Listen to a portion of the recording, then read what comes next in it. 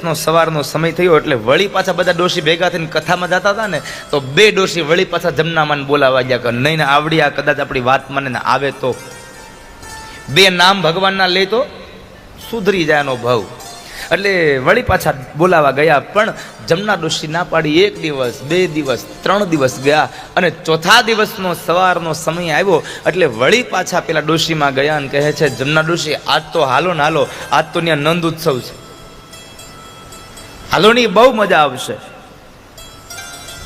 જમનામાં એમ થયું લાવીને આ બધું વાહે પડી ગયું છે ને, એક દી જઈ આવું ને એટલે આવડ્યું આ મારું લોહી પીત્યું બંધ થાય. એટલે એને ભગવાનની કથામાં જવાનું નહીં, આવડ્યું આ લોહી નો પીવે એટલે જવું છે કે એને કથાને કાંઈ લાગે વળગે નહીં.